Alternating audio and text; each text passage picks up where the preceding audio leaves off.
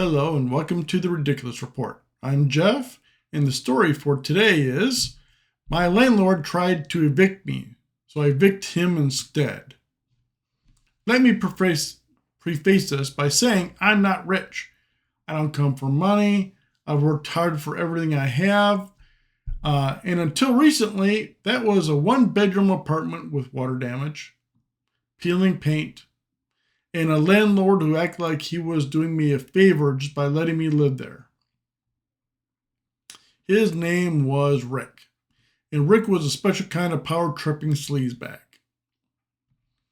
I've been living in this old 4-unit building for 5 years. Rent was cheap because the building sucked, but it was home. My neighbors were mostly older folks, quiet, kind, and just trying to make ends meet. Then Dick bought the building. New owner, new rules. Dick showed up like some real estate messiah, aviators and all that, telling us we were lucky he didn't just knock the place down. Within a week, he tripled the laundry machine prices, removed the maintenance guy. He fired a maintenance guy? Told us we could all expect rent adjustments.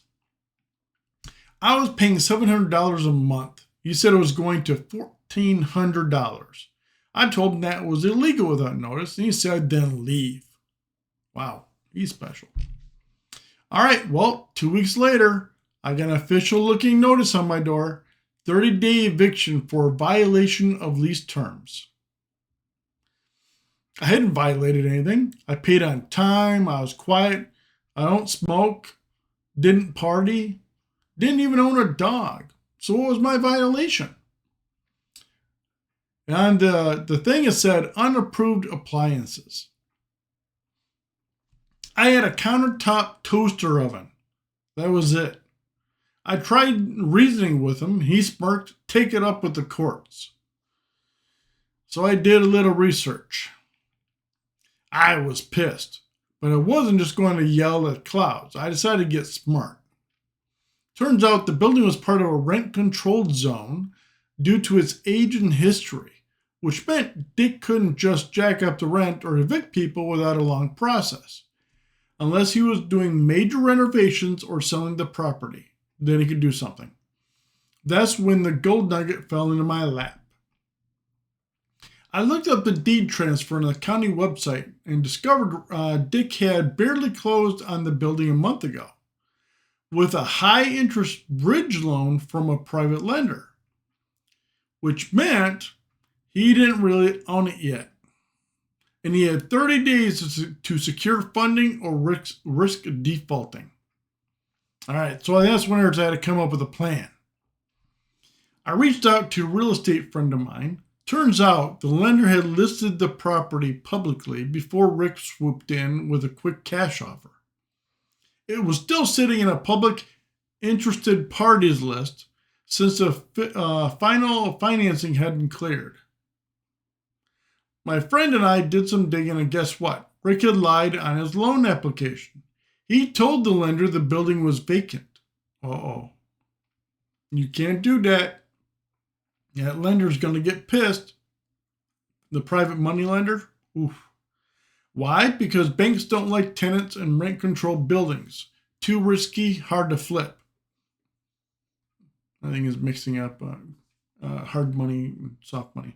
But now there was me and 3 other tenants, paper trail, leases, and all. So I did what anyone would do. I compiled all the proof, the leases, the text messages, the eviction notice, and I sent them straight to the lender. Oh my. The fallout was spectacular. 3 days later, Rick showed up to the building screaming at a phone call in his car. At a phone in his car. So he was on a cell phone. Apparently, the lender backed out. The fraud was too much of a liability, and now Dick had 2 weeks to either come up with $500,000 or default. I thought that would be the end of it. It wasn't. Because the lender, they called me. They asked if I was still interested in the property, My friend, the realtor, and I had already formed an LLC for another rental idea, and she was willing to go in with me on the purchase. Oh, hey now. We made an offer lower than what Dick paid for. All cash. Obviously, your realtor friend has got a lot of money. And they accepted.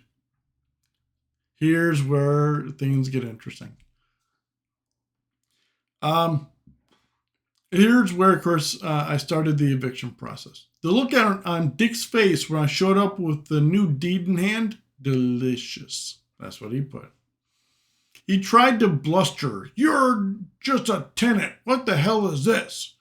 I handed him a letter, 30 days notice. He was being evicted for actual violations of the lease agreement. I cited his threats, his false eviction attempts, and the laundry scam, which violated health codes.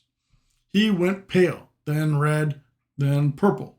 I'll sue you, he screamed. You'll be trespassing in 29 days, I smiled. What happened after? We renovated the units, nothing fancy, just making them livable.